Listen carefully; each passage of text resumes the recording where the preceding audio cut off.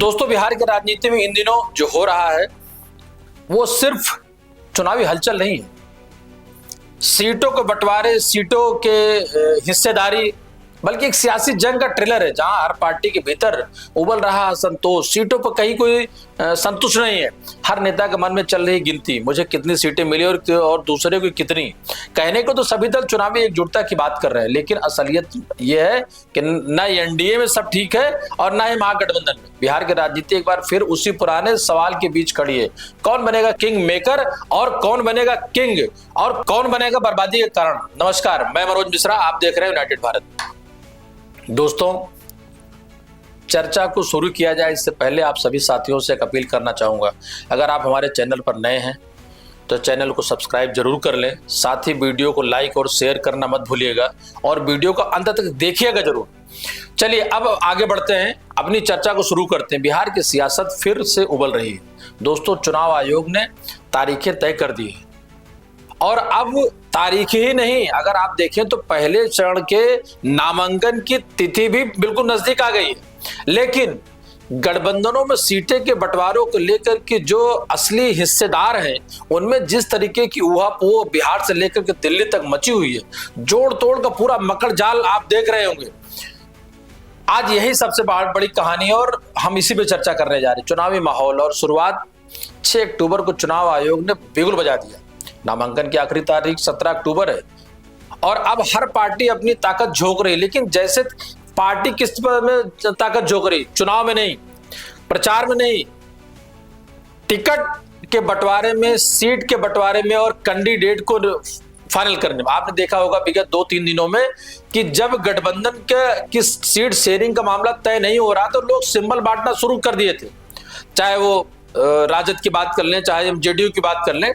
तो अब हम पहले चर्चा करेंगे महागठबंधन में कांग्रेस को लेकर और आरजेडी को लेकर कि वो क्या चाहते हैं और किस पर तैयार रहे। कांग्रेस 65 सीट चाहती है और आरजेडी मानने को तैयार नहीं है। तैयार इसलिए भी नहीं क्योंकि जो पिछड़ा परिणाम उनके गठबंधन का था उसमें सीटों को लेकर के वो उतने अच्छे रिजल्ट नहीं आए थे। उधर मुकेश सहनी की वीआईपी पार्टी भी बगावती तेवर में है, यानी कांग्रेस को 58 से ज्यादा आरजेडी देने की स्थिति में नहीं हो, देना भी नहीं चाहती है। रही बात वीआईपी की तो उनको 12 सीटें, लेकिन सहनी मांग रहे हैं कम से कम 20। अब ये सीटें बढ़ेंगी या रिश्ते टूटेंगे, इसका जवाब आने वाले 2 दिनों में आपको मिल जाएगा। लालू परिवार पर एक और नया झटका, इसी भी दिल्ली की राउत एवेन्यू कोर्ट से आया एक बड़ा झटका। लालू यादव, राबड़ी देवी और तेजस्वी यादव तीनों पर धारा 420 के तहत केस चलेगा। तेजस्वी ने कोर्ट में कहा, जब ये जमीन डील हुई थी मैं नाबालिग था, लेकिन जज विशाल गोगड़े ने कहा, साफ कहा, ये कोई बचाव नहीं हो सकता, सरकारी खजाने का नुकसान हुआ और केस चलेगा। मतलब साफ है, तेजस्वी को अब चुनावी मैदान के तनाव के साथ साथ अदालती लड़ाई का भी तनाव झेलना पड़ेगा। और अब आते हैं मोकामा के बाहुबली नेता अनंत सिंह। ये बातें आपको बिंदुवार इसलिए जानना बहुत जरूरी है कि मोटा मोटा तौर पर सीटें के बंटवारे की चर्चा तो आप लगातार कई प्लेटफॉर्म पे देख ही रहे होंगे, लेकिन बाकी चीजों भी जानने की समझिएगा। अनंत सिंह का मैंने जिक्र किया, ने बयान दिया, उन्होंने सबको चौंका दिया। उन्होंने कहा तेजस्वी यादव जेल जाएंगे और नीतीश कुमार ही मुख्यमंत्री बनेंगे। इतना ही नहीं, अनंत सिंह ने यह भी दावा किया कि मोकामा में 1 लाख वोटों से जीतेंगे और विपक्ष की जमानत जब्त करा देंगे। उनके शब्दों में, हम तो गर्दा कर देंगे। ये बिहारी स्टाइल है। अब सवाल ये है, क्या अनंत सिंह का ये आत्मविश्वास जनता का मूड बता रहा या फिर ये सिर्फ एक बाहुबली की धमक है। बात करते हैं एनडीए में बढ़ रहे अंदरूनी तनाव की। यहां भी सब ठीक ठाक नहीं, नजर नहीं आ रहा।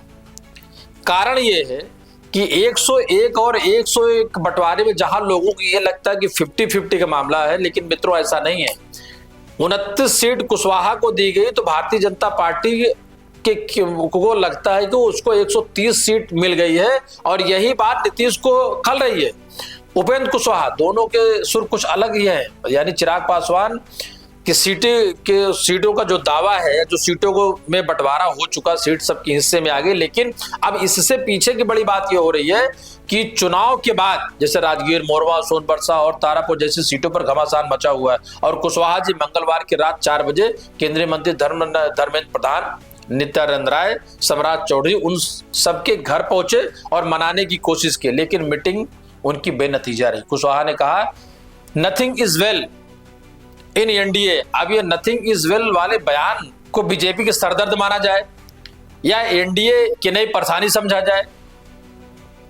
दूसरी बात मित्रों, जो मैं जहां पर मैंने रोका था, नीतीश कुमार जी 2020 के चुनाव के परिणाम के बाद उन्होंने ये माना था कि उनकी हार, उनकी सीटों का बड़ा कारण चिराग पासवान बने, और चिराग पासवान जीतने के बाद किसके साथ होंगे इस बात की कोई गारंटी इसलिए नहीं ली जा सकती है क्योंकि इतिहास हमेशा उनका या उनकी पार्टी का या उनके पिताजी का ये रहा है कि जब जिसकी सरकार रही, जब जिसकी सत्ता रही, उसको समर्थन दिया और मंत्रिमंडल में बड़े पद लिए।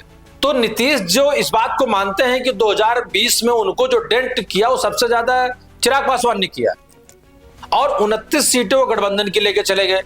भारतीय जनता पार्टी के पास 101 सीट है, यानी 130 सीट और 101 सीट 243 के अगर रेशियो में देखा जाए तो कहीं ना कहीं ये नीतीश को डर भी है, और नीतीश इस बात को लोग बहुत चिंतित भी हैं। लालू के गढ़ और लालू के परिवार की अगर हम बात करें, राघोपुर जहां से लालू जी ने कभी चुनाव लड़ा था, राघोपुर में मैंने पूरी एक विशेष कवरेज आपके साथ शेयर की थी कि वहीं से चुनाव की शुरुआत पीके वहीं करते हैं। महागठबंधन के अंदर सीटों की लड़ाई जारी है, लेकिन तेजस्वी जनता को दिखाना चाहते हैं कि सब कुछ ठीक ठाक है। कांग्रेस लेफ्ट और वीआईपी के बीच खींचतान, सूत्रों के मुताबिक अगर देखा जाए कि खबर क्या है, कांग्रेस 60 सीटों पर मान गई और 19 सीटों पर मान ले 19 सीटों पर लड़ेगी। भाकपा और माकपा भी अपनी मांगों पर अड़ी हुई है। मुकेश सहनी को अब तक कुछ साफ नहीं बताया गया है, लेकिन उन्होंने कहा सब अच्छा है, गठबंधन स्वस्थ है, डॉक्टर भी साथ है तो इलाज बेहतर होगा। मतलब आप ये समझिए कि अब इस तरीके की जो चुनावी बयानबाजी नामांकन के पहले आईसीयू में जाता है या नहीं,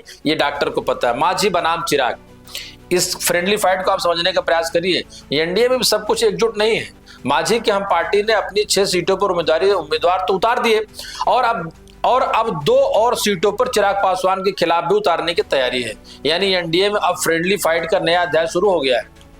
एक बात और समझने का प्रयास करिए, आपने देखा होगा कि महागठबंधन और एनडीए में यह भी हो रहा है कि भाई आप अपनी पार्टी से सीटें तो बंटवारे में ले लीजिए, लेकिन प्रत्याशी जो होगा वो हमारा होगा।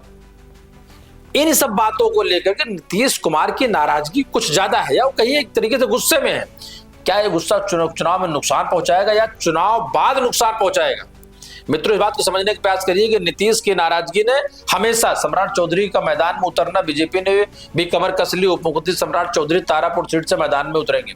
16 अक्टूबर को वे नामांकन करेंगे और इस दौरान नीतीश कुमार और योगी आदित्यनाथ के भी मौजूद रहने की संभावना है।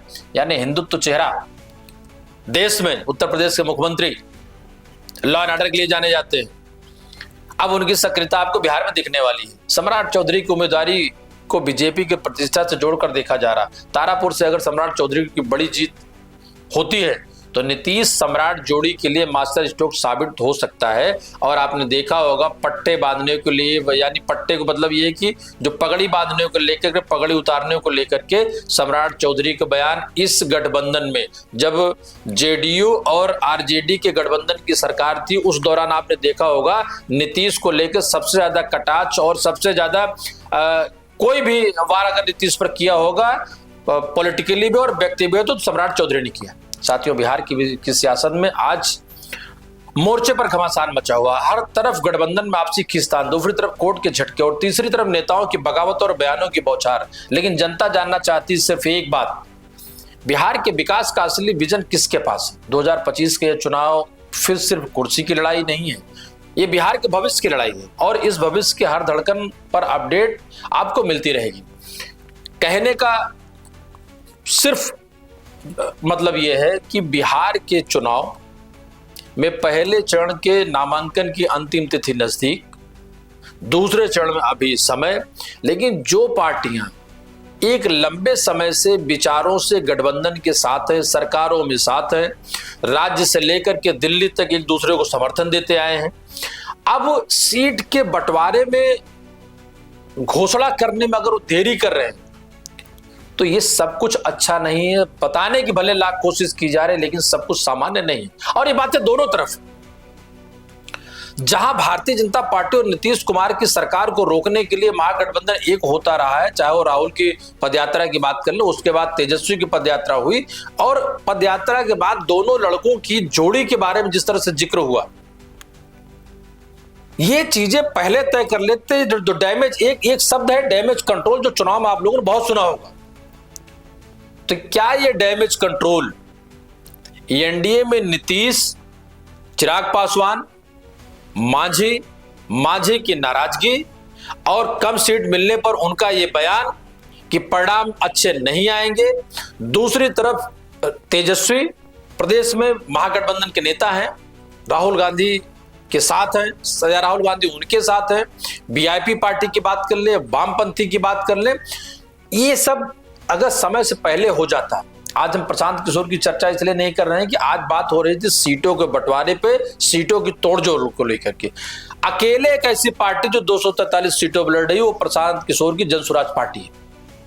परिणाम क्या होता है ये तो 14 नवंबर को पता चलेगा। लेकिन पहले चरण के नामांकन की आखिरी तारीख 17 अक्टूबर है और उससे पहले पार्टियों में और गठबंधनों में मची घमासान ये क्या साबित करने जा रही है?